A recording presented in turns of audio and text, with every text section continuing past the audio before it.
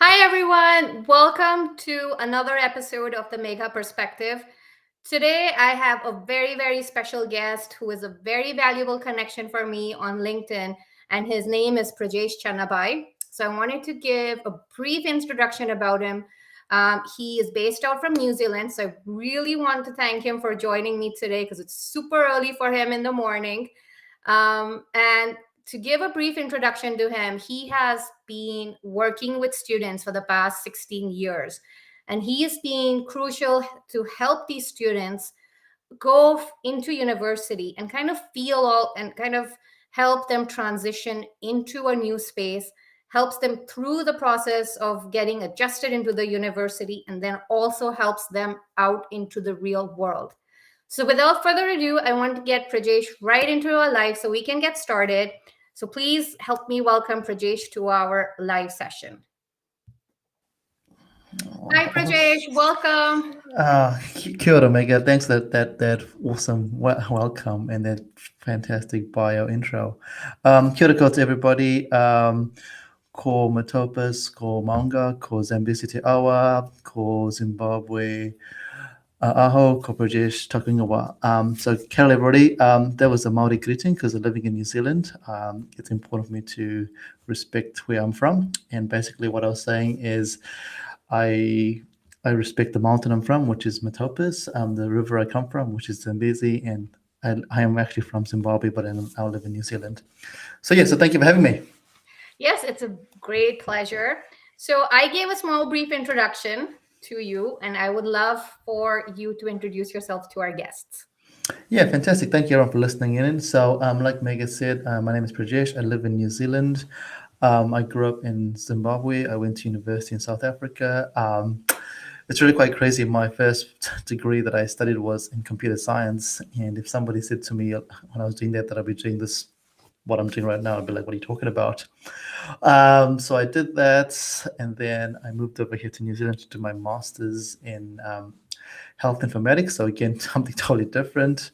And while I was doing that, I started working in the university environment as in the halls of residences where I was looking after young people, basically 24 hours a day, 7 days a week, essentially.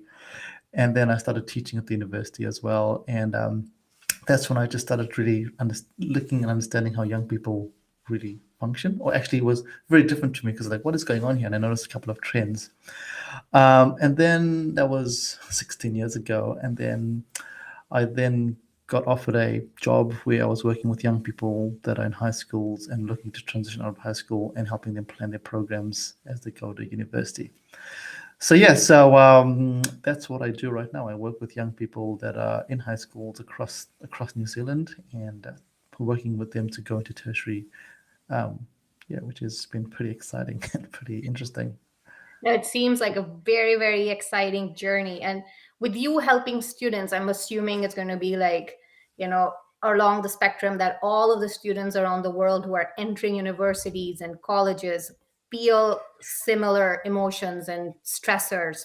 So I wanted to ask you, the first question is, what are some of the biggest fears that you see students who are transitioning into university? What do you see? What are their fears? Yeah, that is such a great question. Like I said in my little bio there, I work across the country. So as you work across the country, you start seeing trends and Mhm. start noticing things that are similar. And the craziest thing is the biggest fear that I have that I've learned about is not the fear of study, not the fear of any of that, but it's the fear of making friends. Mhm. That is the biggest thing that most young people say to me. What if I don't make friends? What if people don't like me? What if? And that is interesting. That is such a great social norm because as humans we are group and herd animals, and Mhm. when you are leaving, because a lot of these young people are leaving their home environments to go away to study, Correct. and the biggest fear that they have is I've left my sphere of circle, my Mhm. circle of friends, my family, Mhm. and I'm now going to a place where I don't know anybody. And even if I do know people, are they still going to be my friends? And I think that is the biggest thing, the number one fear that I see across Across across the the board. across the board. Exactly, yeah. Which is different to what you'd expect. A lot of people think, oh, I fear what I'm going to study, I fear all that, but it's actually not. It goes down to your bare human your human nature. Am I gonna It am I makes gonna am I it gonna makes connect? kind of good sense, right? Because they're leaving Yeah, so many friends behind.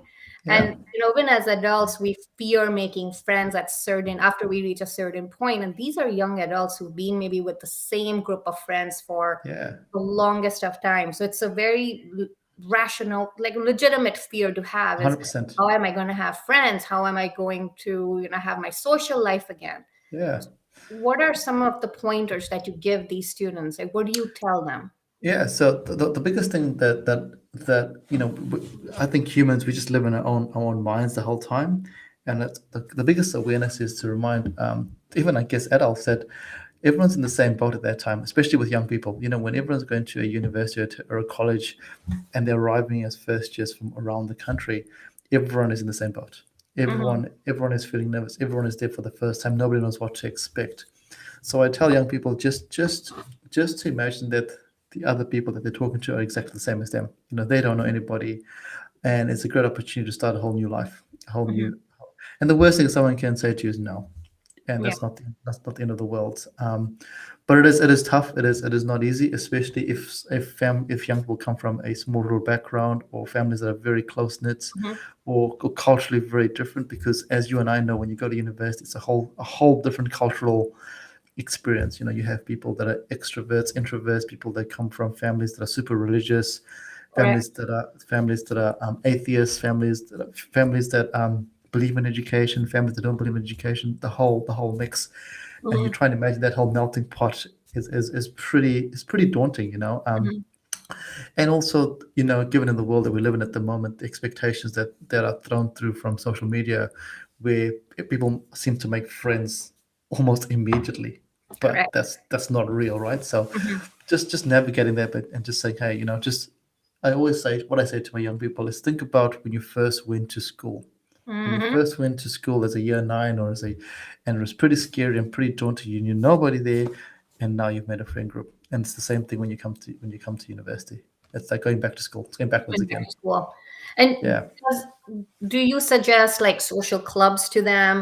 Or do you suggest like you mentioned, you have like a melting pot of students. So yeah, do you suggest, all right, why don't you try these clubs? So being as a totally. counselor and stuff, do you suggest them to go and meet people? Do Yeah. you kind of as counselors or university staff help getting those students adjusted into those clubs, or do you just kind of suggest them out?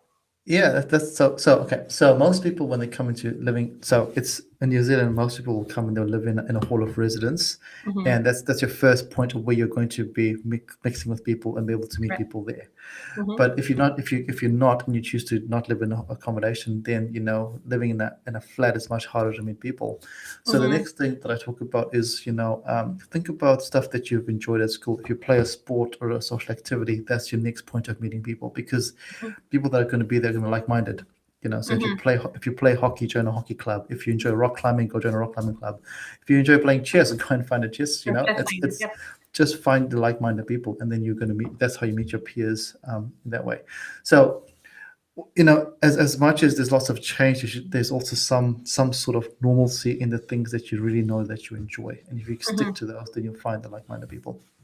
That is true. You find the like-minded people when you kind of start to find your ground, you find your feet, and kind of find people who have similar likes to you, and then you Yeah, start growing them, and that creates your circle.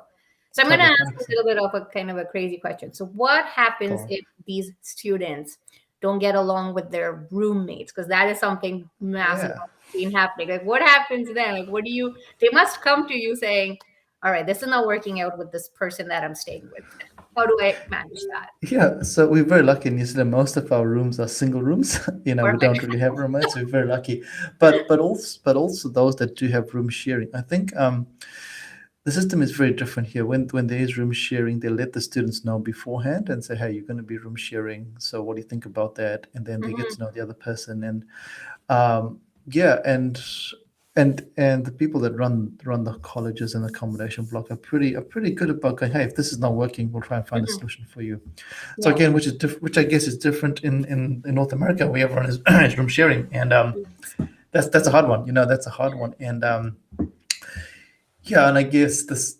I guess the biggest tips there is you have to be able to communicate. Communication is key. For example, if you and I don't get along, but I don't know why I'm not getting along with you, and you have no idea, Correct. how is it going to be a solution? And I know that sometimes it's really hard to have that conversation, but the best thing is not to have the conversation when things are going wrong. Mm-hmm. So if you and your roommate are in a bad space, there's no point having that conversation because it'll go nowhere. So find a time when both of you are pretty chill and have the conversation, and you might actually find out that they were not aware. And awareness is key, and that's the way to go. That's such a valuable tip. I mean, for a lot of people who are thinking about, the roommates and not knowing who they're going to be paired with, it's always weighing on not only the parents' mind but also the students' mind. Yeah, Now, moving on to another fear, I wanted to ask you, do most students actually know what they're going to do when they enter university? yeah, And yeah, and if they don't, like, how do you convey that message to them, saying, it's fine that you don't know what you're doing. I mean, it's okay. It's okay for you to yeah, find it maybe 1 year down the line or 2 years down the line. So do you yeah. see that as a fear that a lot of Oh yeah. students go through? Yeah, so the friend stuff is the social human norm thing. The Yeah, next fear is actually, am I studying the right thing? Am I going to be correct. studying the right thing? Mm-hmm. And so then I have to break it down. What do you mean by the right thing? Is Mm-hmm. it the right thing for you, or the right thing for your family, or the right thing for society? Yep. And once you break it down to that, then you actually find out where the actual fear comes from and the expectations come from. So I meet a lot of young people with the expectations they've got to be a doctor, an engineer, or a lawyer, or one of those Mm, those named professions. correct. And when you break it right down, it's actually not they don't want to do that, but they have to do it because the Yeah. family expectations for Mm-hmm. them to do that. Or you have people that want to do something that they really enjoy, but they're afraid that's not going to give them a career pathway. So, for Mm-hmm. example, oh, someone might enjoy history, and they just Yep. worry that it's not going to get them anywhere. But what I tell lots of young people is that university is not.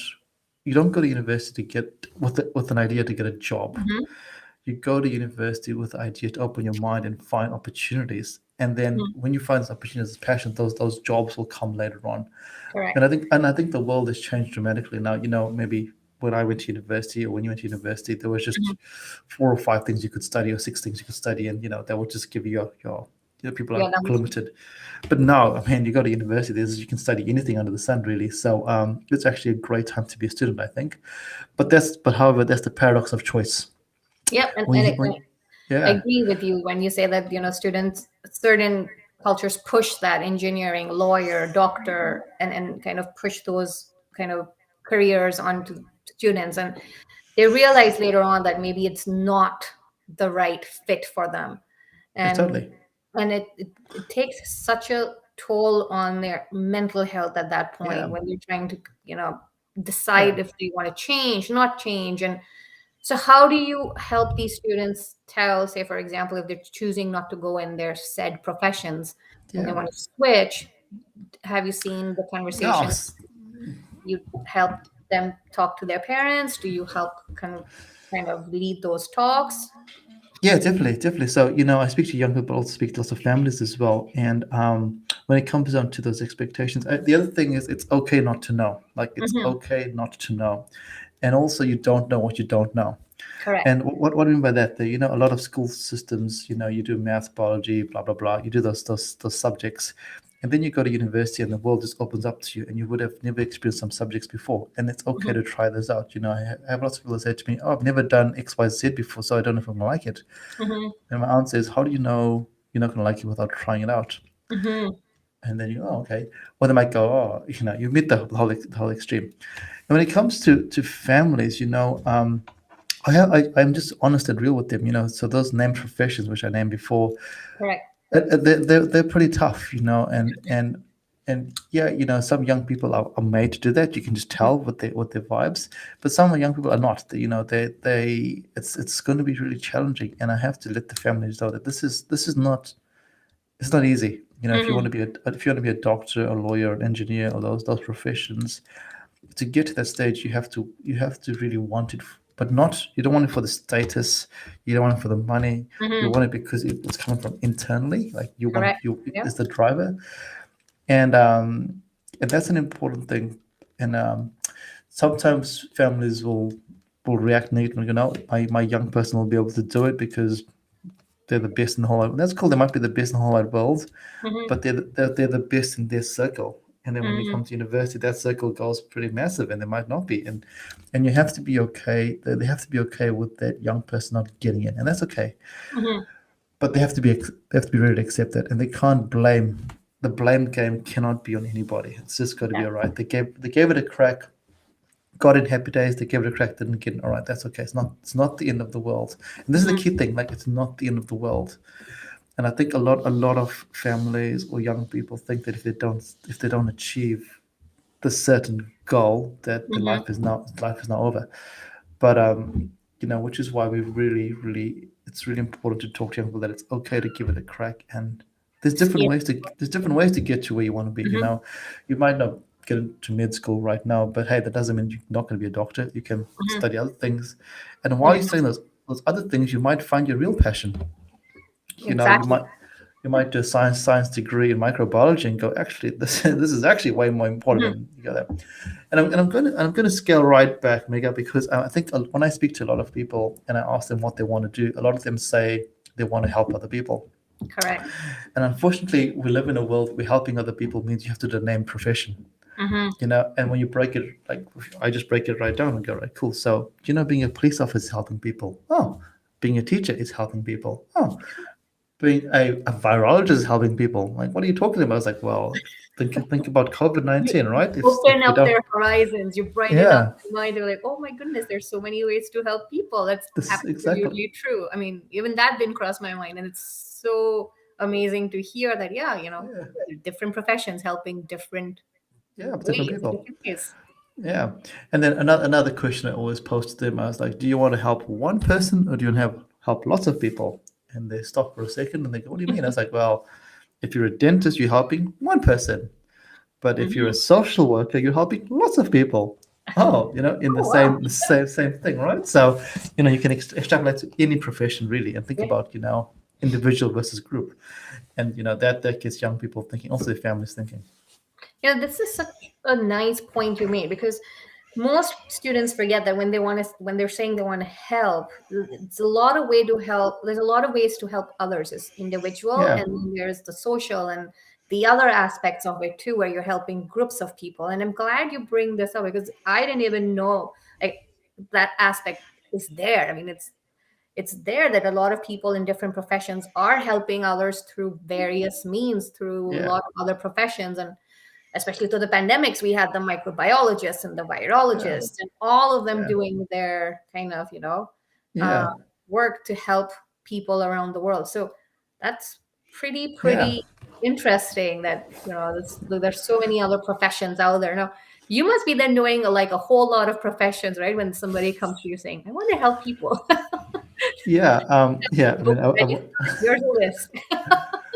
yeah. I mean, I won't say no. The world. I mean, COVID has changed the world dramatically, but it's also changed. But for me, it's just highlighted a lot of things that, Mhm. jobs that were seen to be super secure changed, and jobs that were seen to be not as secure became really secure, and the Mhm. world just changed dramatically. But also, lots of opportunities arrived, and people changed their minds, the way they did things, and I always I now use that as an example with young people. When they go, I want to be XYZ, it's okay, cool. And I'll say, why? Oh, because it's job security. This is great. It's like, but Mhm. look at that with the pandemic. I'm not saying it's going to happen again, but in the Mhm. pandemic, other things, flourished. So when you think of what you want to do, just don't think about job security as the main thing. I know it's important for us as humans to have job security, Correct. but you've also got to be happy in what you're doing. I know.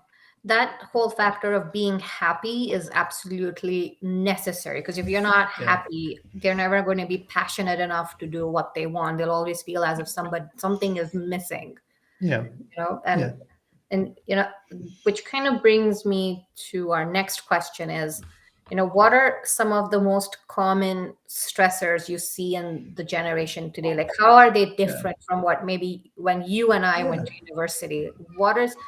What has that dynamic looked like in terms of the stressors that this generation is feeling? Yeah, so I think one of the biggest things is immediacy. Young people want an immediate reaction. So what do I mean by that? So for example, you and I know that when you do stuff, some things you have to do just because you have to do it. Just even Correct. if you don't like it, you still have to do Mhm. it, right? Correct. And I think a lot of young people think they have to love something straight away. So, Mhm. for example, if you go to a maths class, you have to love it. If you don't love it, then don't do it anymore. Mhm. And I have to explain that sometimes you don't love what you do. You just have to do it because you have to do it. And Mhm. you don't see the bigger picture right now. Correct. So the stress says I'm not going to like what I do straight away. That's the stressor right Mhm. there. Number two, another stressor that young people feel is that from what I see, is they think that they're not doing the. Sorry, another stress is they're not doing as well as they did at school. And Mhm. why is that a stressor? Because at school you might have someone that has achieved really, really well academically, and when they come to university they start struggling, and they go, "Hey, what's going on here?" But Mhm. again, I have to remind them that it's a whole different ball game. School and Correct. university are a whole different ball game. The way you learn at school versus the way you learn at university is totally, totally Mhm. different. And you have to be able to ask for help. Correct. And That is and the key to ask for yeah, help. yeah, totally. And the help doesn't mean that you're struggling or you are. It's just like, hey, I don't understand. That's okay. It's not a negative frame. It's Mhm. just a positive gain where you go, right, cool. I don't understand. Someone just tell me what to do. Mhm. And I think that's a big thing, that you should be able to ask for help without feeling guilty, because there should be no guilt. Um, and I remind most young people that everyone that works at a tertiary provider is there because of you. Mhm. If you don't go there, they don't have jobs. So make them earn their money. Make them work. Exactly, yeah. Make them earn their money. Yeah. So why do you think students fear asking? Is there some sort of are they fearing some sort of a label that they'll get if they ask for help? Yeah, I think this might be just a human nature, right? Mhm. Fearing asking for help is seen as a sign of weakness, which Mhm. is quite the opposite. Asking for help, I think, is a sign of strength. The Mhm. fact that the fact that you can admit that you don't know is the greatest awareness ever. But perception versus reality are two different things. Correct. The perception of what humans or young people feel versus reality are two different things. And I think, but also the other thing is that from the universities and the academic providers as well, they need to normalize asking for help, and not frame it in a negative gain frame, as in, oh, if you're struggling, come and ask for help. It should be rather, hey, if you don't understand. Mhm. I think language is really, really important. And that's I think that's really key in any conversation, the language. But also, um, we live in a world that is culturally really diverse, Correct. and it is important, for both academic institutions and also for young people to understand that, there's a cultural mix now, and just because someone says something in one way, it doesn't mean they meant that. Mhm. And the cultural awareness is really, really important right now. And do you feel that some cultures are more restrictive in asking for help? Yeah, I I definitely see that Mhm. some cultures, um, I'll rephrase that. They don't ask for help because out of respect they feel like they're bugging somebody. Okay. Sorry, I'll just go back there. I think there's different layers. There's some Mhm. cultures that Mhm. that don't ask for help because it's seen as a sign of weakness. Yeah. There's some cultures that don't ask for help because out of respect, they don't want to be bugging the person. They Mhm. seem to be annoying people, and I think those are two very different spectrums right there. Correct. One is a sign of weakness and one is a sign of respect, and Mhm. just to and the conversations with each of those is very, very different. Correct. So yeah. How would you address somebody who feels like if they're asking for help, they might be disturbing or kind of, disturbing the person in front? Like, Yeah. how would you address somebody who's going through kind of that feeling? Yeah, this is definitely a cultural norm, right? So we have to break it right down. Like, you can't just say, "Hey, they're here for their job." Mm-hmm. So we have to break it right down to what they identify with. Mm-hmm. So we break it right down to, okay, cool. Let's think about where this comes from, and then you come down to the places that they identify with and where they are more comfortable asking questions. Mm-hmm. So for example, it might be in a church group, and they feel comfortable asking in a church group, and they feel Right. comfortable there. Mm-hmm. And then you have to use that as an analogy or as a metaphor when they're in a classroom, and go, hey, the lecturer is like your pastor, and they're preaching to you, and you might not understand what they're telling you. This is why you can ask the question. So we have to That's break it down to the analogy. Yeah. well, that's amazing. Like to kind of go back into their personal and lives and kind of figure out, all right, who are they comfortable talking to, and then translate it into asking help is absolutely fine. As Yeah. it's amazing. It's so different. I mean, both of us work in similar professions, but our whole lines of approaching things are so different, and it's Yeah. amazes me that there's so many new things that you're teaching me, and it's amazing. So thank you for that too. No worries. I think like I said, we all learn from each other, and it's a yeah, it's a crazy, awesome world and a time to be alive, I reckon. I know. So feeling the pressures, I wanted to kind of take this line of questioning into the peer pressures that a lot of Um, students feel. yeah. And I want to touch it on two aspects. I want to ask you, what are some of the peer pressures that you think students are facing? That would be my first question. And how do parents address that when they're talking to their child, their young adult, and tell them it's okay? So, what are some of the things you notice? And then, let's Yeah. begin. Yeah. Yeah, cool. So peer pressure is interesting because I think peer pressure takes on two aspects from in my Mm-hmm. in my in my observation. The first one is the peer pressure of having a social acceptance. Correct. So in terms of drinking alcohol, going out, partying, those are the Mm-hmm. peer pressure Correct. expectations. Mm-hmm. And the other side is the academic peer pressure. Just because Johnny got 95%, I need to also get 95%, and those are Mm-hmm. two very different things.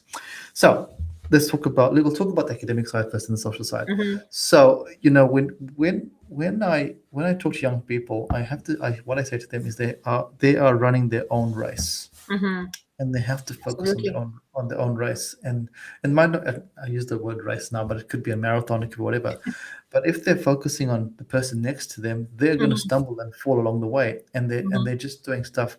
Because when you come to university, it's learning knowledge. You're learning knowledge, and you want to learn the knowledge because you want to get better at what you're doing. Mm-hmm.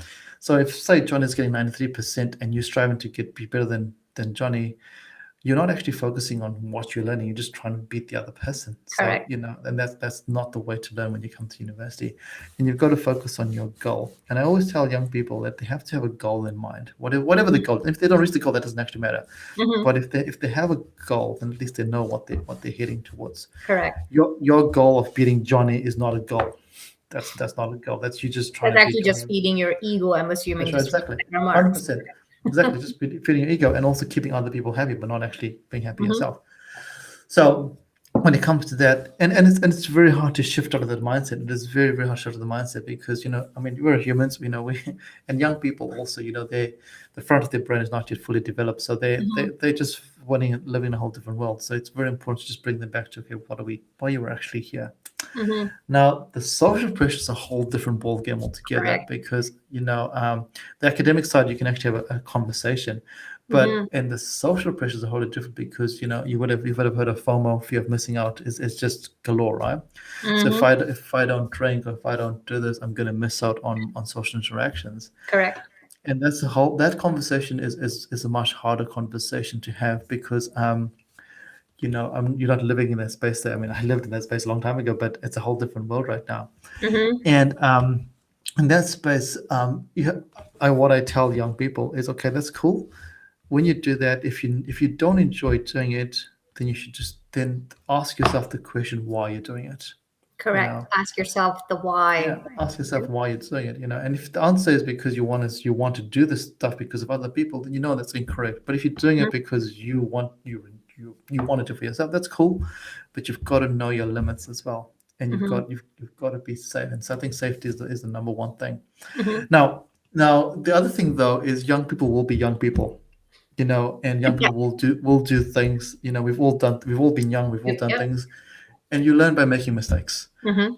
And I think this is cycling back to one of the other fears that a lot of young people think they need to know everything. But Mhm. I think the key thing is it's okay not to know. Even it's okay not to know, and you don't need to be ultra super prepared for everything in life. You can just be like, okay, cool. There's a reason why we go through certain stages in life, I think. And there's a you don't have to know everything. You don't have to Mhm. know everything. And the joy of discovering things is actually way more exciting than actually being told beforehand, I think. And if you make a mistake, you make a mistake, and hopefully you Right. learn from the mistake. And You stumble, you fall, you get up, yeah, brush yourself, and you learn from that experience. You gain the wisdom for it. that's right, exactly. And I mean, if you think about when you have a young child, and if you tell a young child there's a fire, don't touch it, don't touch it, don't touch it, they're not going to learn until the day they touch it and they get burnt. And like, oh, Oh okay, yes, right, cool. That's it, right? that's it. So it's the That's same true. thing. Yeah, Yeah. yeah, So I wanted to ask you, and this is something because the younger generation is feeling this a lot. How much of the pressure comes from being on social media? Is that something that's starting to become a big part in their lives, like posting on social media, trying to become popular? Because you and me, I think yeah. we never had social media. I That's didn't right. had That's anything. right. So Yeah. how much does social media factor into this pressure? Do you see it as being some sort of a pressure they put on themselves?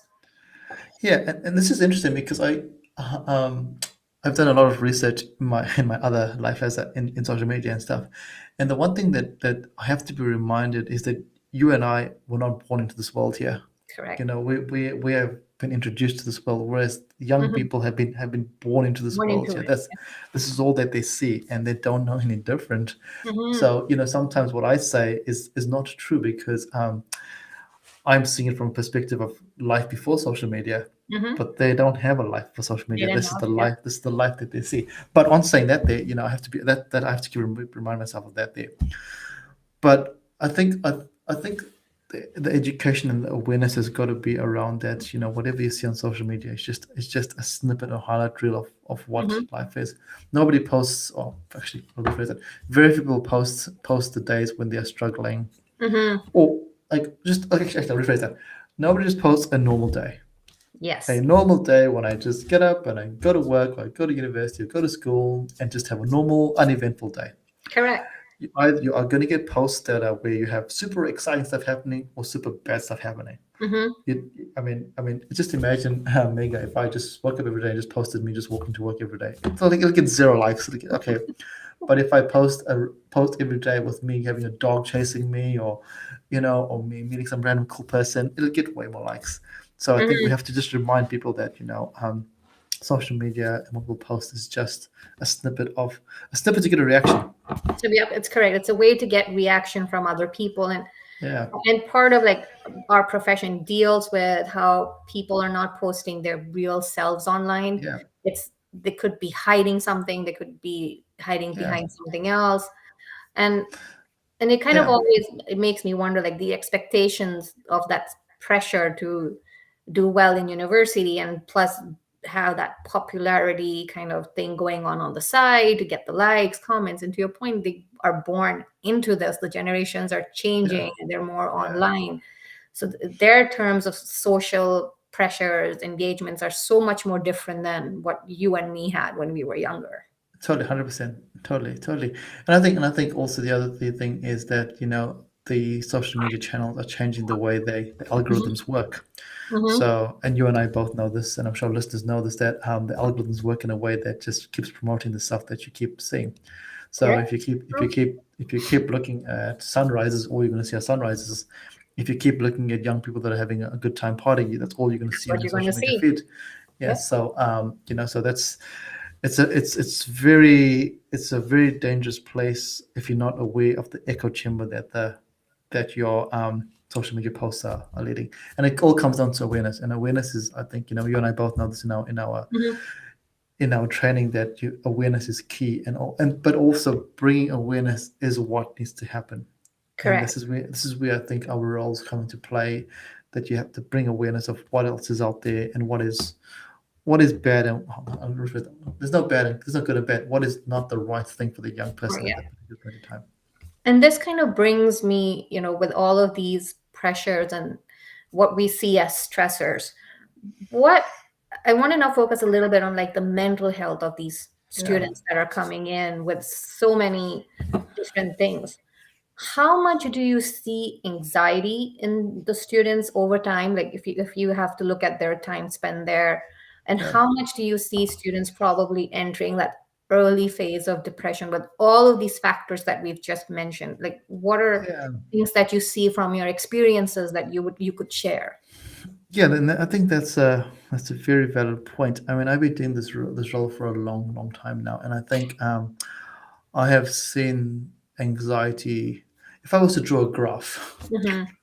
and I would say that the anxiety graph is probably just going up, and I Mm-hmm. think and I think the world of it's always been going up, but Mm-hmm. I think COVID just exponentially just increased it, just Yep. boom, just like that, Yep. and and that's because of the unknown, right? We Mm-hmm. now live in a world where we don't know what's going to happen, but marry that with a young person who's going through hormones, a young person who's living home, a young Mm-hmm. person who is now starting a whole new life. That anxiety level is just gonna is shooting up crazily. Mm-hmm. Um, and then you chuck in your social media where you need to know what you're doing. You see posts where people are making millions of dollars, or apparently, and they're 20 years old. You're like, oh, what am I doing here? It's Correct. those those those anxious points are really just increasing. And I see that all the time. I see that all the time. And mental health is something, or mental health and mental well-being is something that is really, really important to have to talk about. Mm-hmm. And I think it hasn't been spoken. It is now becoming more and more commonplace to talk about mental health and mental well-being. Mm-hmm.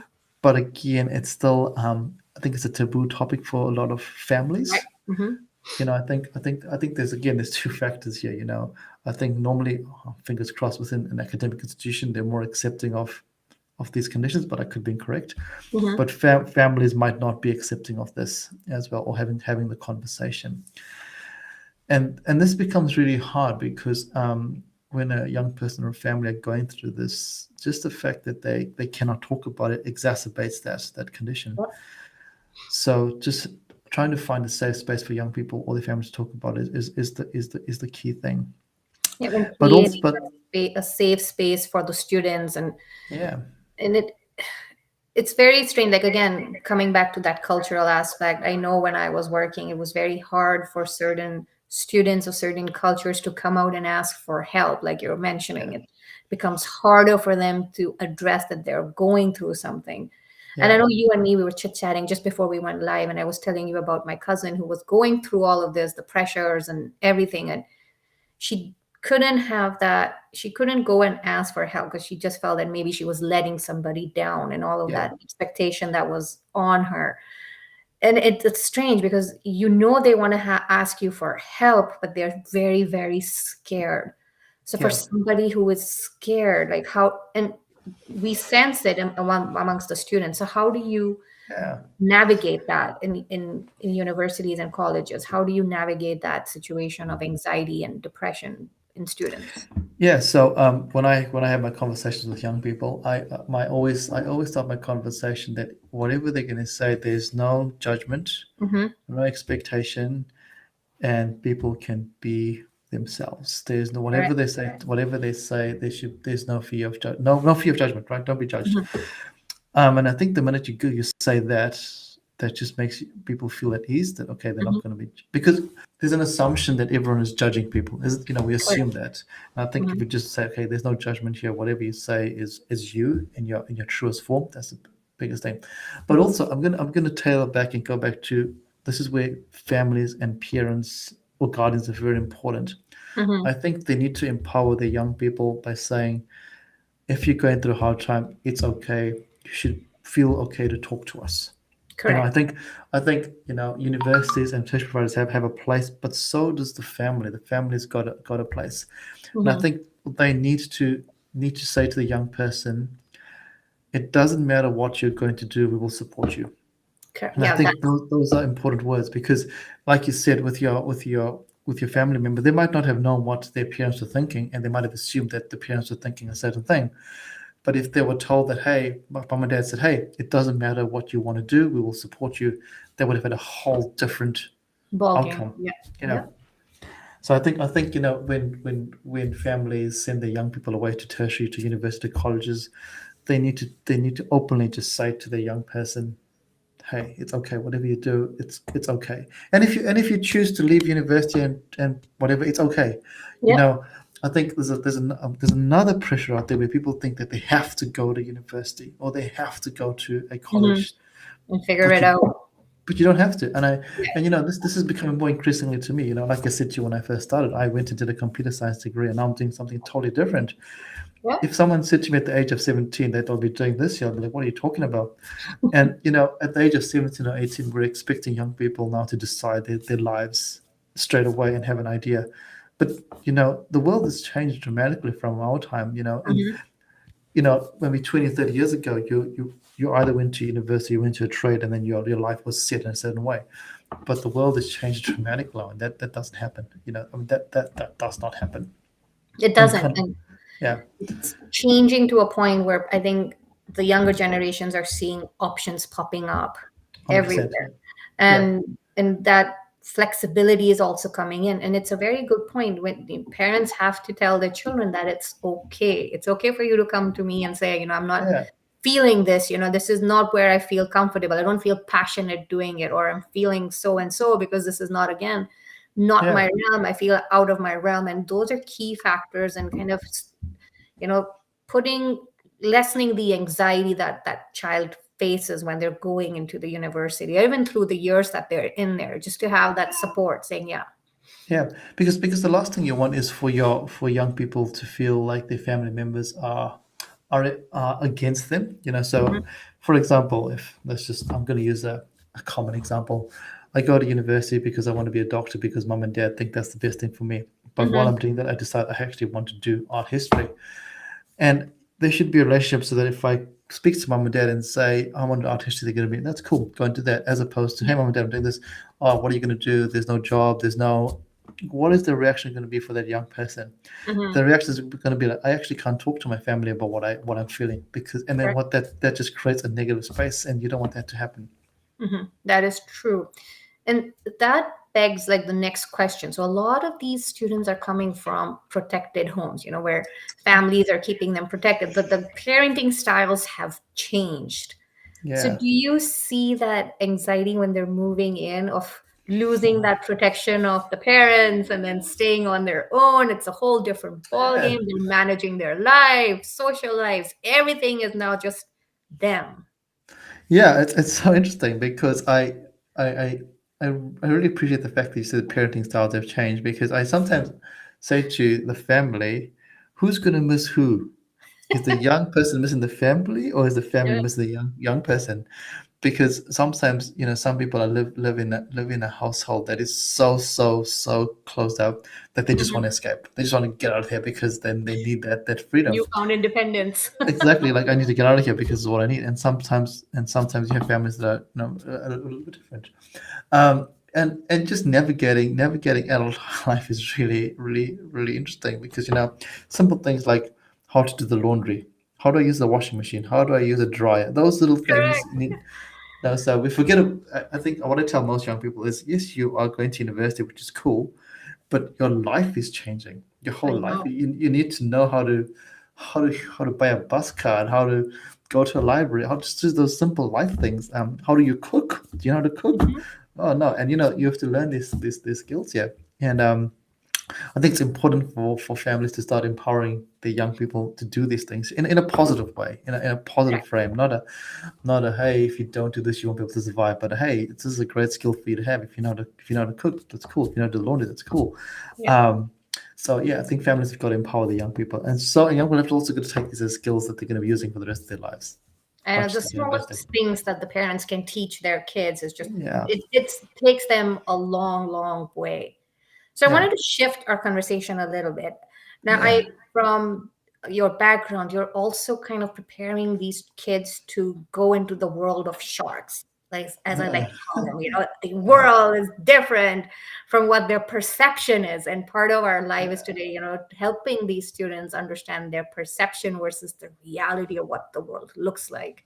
So, yeah, what is it? totally. How do you prepare them? How do you get their mindsets to, change? Yeah, and again, this is a very individualistic thing because, as you and I both know, every person is different in their Correct. strengths and their weaknesses, and some people will relate to some things much better. But at the end of the day, the one thing that I speak to mostly is that they have to be confident in what they bring into the world. you Mhm. know, um, whatever even if it's a pretend confidence, they just need to be confident in that. Okay, cool, they have something to offer into the world. Because as you said, as you used the word sharks there, if you show weakness when you're out there, that Hmm. you get destroyed pretty quickly. Correct. But it's also okay to be destroyed. It's Hmm. okay to go out there, be destroyed, and then to use it as a learning curve and go, right, cool. I applied for 20 jobs. I didn't get a job. Okay, Hmm. what's going on here? Is it Do I blame the job market, or do I actually look at myself and go, what I need to change on my CV? Hmm. So you've also got to be awareness and take ownership of that. And So maybe adding a certain skill set, for example, might push their totally, CV ahead in totally, in front of the other students that are out there. So, and yeah, that is part of the work that as university counselors and college counselors, that's part of the work that you help them with, correct? Is to maybe yeah. distinguish that Totally, little. because yes, it's not. So it's not just about. So this is very. I'm glad you mentioned this, because it's not just about your academic awesomeness. It's about, Hmm. are you a people person? Can you actually talk True. to other people? Have you shown some leadership opportunities? You might be a straight 95% average or 99% average student, but you've done nothing at all, Hmm. versus someone who might be, say, an 80% average student, and they have leadership roles, they have done it, run a sporting committee, done a charity. I think you learn a lot in that. So one of the other phrases I use when I speak to young people is, when you go to university, your biggest learnings are out of the classroom. I love that. That is true. Yeah, Absolutely 100% true. Your biggest learnings are when you are outside of the classroom by yourself in the yeah, world. That's when yeah. the world actually teaches you a lot more. Yeah, so that's and because again, this is not their fault. They don't know what university is like, and it's nobody's Hmm. fault. But there's an expectation that everything happens in the classroom, Hmm. which is what schools are like. Schools are classroom learning. You learn in the classroom, and then you take it outside. Whereas in university, it's you learn so much about yourself. You get challenged in so many different ways. You have relationships that don't work, that change you. It's cold. You have to pay rent. You have to do all these things, which are life Hmm. skills, which are going to teach you about yourself. And that's where the greatest growth happens, I think. So, how many times do you see, say, your student return to you? Maybe they've gone Oh, out and then they come back to you saying, I think I still need help. I still need help navigating things. Like, has that happened? Like, do you see students yeah. leaving and then coming back? Oh yeah, I see that. I mean, some students, they get it straight away and they go, but some students, they just want to have a conversation and just want to check them on the right track. And yeah, yeah, it's a whole range. I mean, yeah, I see lots of young people many times. But Mhm. sometimes they just want to they just so the other thing is, universities and big tertiary providers are big massive places, and sometimes the young person just finds a person they're very comfortable to talk to. And Mhm. this is something else I want to add, that when when the young person or young adult goes to university, they need to find someone that they are comfortable talking to, you Correct. know, and it doesn't have to be a staff member. It can just be someone that they trust, Hmm. and they can just go and talk about. It doesn't have to be the family as well. It can be because sometimes telling your family some things comes with those perceived judgments, but it can just Correct. be someone you can just go and just talk about things. And yeah, so I always have to find one or two people where they can do that. And sometimes some people find that's me and they come in and they tell me stuff and I listen to that. And that's fine. That's cool. There's nothing wrong with that. As long as they feel comfortable. I rather they feel comfortable talking about it than keeping it in and Yep. festering in it. Correct. Now, in part of our bio, you mention that they have an impact on decision making. Now, how does that play a role here, say for the students themselves and say for the society? Because that was part of like a bio that you send, and decision making is so imperative in Yeah. their lives. How does it play a role, during maybe say university or maybe after their universities? How do those decisions impact society? Yeah, totally. So, I think the key thing. I'm going to keep using this word because I think it's the most powerful word. Awareness is probably the most important thing, I think, and being aware of what you are doing and why you're doing it is going to help you make your decision making process. So, Hmm. when you have when you face a choice and you're aware of why you're making that choice, that is going to help the way you make a decision. And Hmm. there's no right or wrong decision. I always say there's no right or wrong decision. There's just a consequence of your decision. That's true. And and is the consequence something that you're going to be happy with? And if you're not, then you go, right, cool, let me rethink about this, and then Hmm. go that way there. Because I think it's very easy for us to, there's good and bad, a right or wrong, but there's no right or wrong. It is a There's no right decision or that you wrong. make, it is a decision you make, and there's a consequence.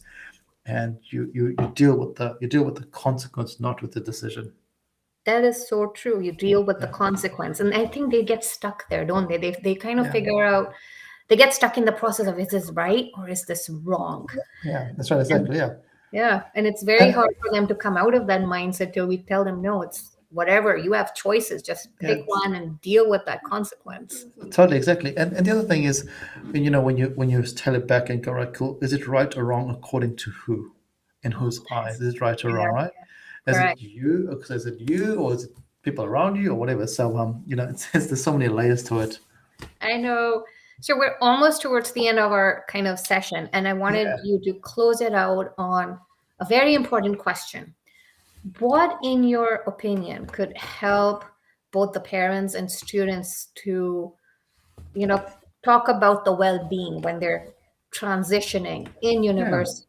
What are some of the key factors that you would like to tell parents and students? This is what focus on when you're entering. Like this is what you need to be thinking about. What Yeah. would those be? What would those tips be? Strategies be? All right. Cool. Yeah. So number one, I think the biggest one is it's okay not to know. Yes, It's absolutely. it's okay not to know, because I think a lot of people think that when they go into a new environment, a new university, they have to know why they're there for. Number one. Mhm. Number two, it's okay to change. Correct. It's okay to change. So when you go into your institution and you decide, well, actually, this is not okay, it's okay to change your mind. Hmm. There's nothing wrong with changing. Hmm. Number three, when it comes to mental health and well-being, is still keep doing the things that you enjoy doing, because I see a lot of people when they transition into university, they stop doing the things that they enjoy doing. So Hmm. for example, if they used to enjoy playing basketball, they stop playing basketball because I don't know why. And I see the students that thrive keep doing the things that they've enjoyed doing. They just keep doing it because it's part of their life, and from there they start meeting other people. Hmm. Um, and the next one is talk to somebody, communicate True. with somebody, Hmm. and communicate about your feelings. But again, it's going to go back to what I said before: find someone that you can trust and you can judge, and which is sometimes it's hard to do. Hmm. But you just got to keep talking to people until you find that person there that you are um, that you're comfortable with. And the sixth one is academics and lecturers are just humans as well. That's true. They are just humans as well. Hmm. They might be a professor or whatever, a doctor, whatever, but they are just humans at the end of the day. And don't be afraid to ask them if you're struggling. Just send them an email and ask them, or go to the office. They've all got office hours. And if they say no, okay, cool. At least you've asked the question, and then no one can say that you didn't try. I know. And from all of this, the conversation we had, I think the main thing that I want the guest to take away from is that they're never alone. Like Yeah, never think that you're alone in this process. yeah, You have a lot of people supporting you, and again, the parents telling their kids, it's okay. Just go yeah. in, do what you can, do your best. We have your back. I think that is critical just for the kids to hear that they have Yeah. their back, they're fine, is a big motivation in itself. And I think that was the biggest one to come back to. I was going to go the minute the young person knows that their family or their guardians are going to support whatever decision they make, it'll Hmm. take away all the stress. And Correct. also for the family, it also lets the young person know that actually, hey, we don't love you or care for you because of what you do. We just care and love for you because you are our young person. And I think that's the most important thing, which some cultures forget to do, or they don't openly say that. That is such a perfect note to end our session on. I don't even want to add anything else to it because it just ends this whole thing beautifully. Just letting them know that we love you for what you are, like who you are, not for what you are doing or what you're Yeah, going to do in the future. It's yeah. absolutely perfect. Like, I really want to Brilliant. thank you today for joining us. No Uh, worries. this No was worries at all. amazing, and I'm sure um, you helped so many people today, and you continue to help so many young adults. You know, No thank you for worries. all of the work that you are doing with these young adults, because I think a lot of them. feel scared, and to know that there are so many people out there ready to help, Yeah. it's amazing. No worries at all. Thank you for having me. Can I just do a quick plug for all the listeners out there? Yes. I do run a podcast. Hmm. In this podcast, I talk to students so current students that have graduated. This is in the New Zealand context, but I'm happy to talk to people from around the world Hmm. about their journeys. And it's called Baskets of Knowledge, and you can find it on Spotify. Um, and I have a LinkedIn page for it. But in those podcasts, we speak to young people about the journeys, the real journeys they have, the Hmm. struggles they have, the mental health that they go through, the bullying just life, just the real life, and it's just raw. And there's no script to it, Hmm. and I think you'd find it useful. Like I said, it's called Baskets of Knowledge, and if you want to have a listen, that'll be fantastic. And I'm sure it's going to help so many. And you can also find Prajesh on LinkedIn. Yes. And if you want to reach out to him for any queries, I'm sure he'll be happy to help. Do Yep, check sounds out good. his podcast. I know I will. And I'll probably link it in the description once I post this on the channels. Look forward to seeing you here all next week. Again, Prajesh, thank you so much for joining today. Thanks, everybody. Bye. Bye.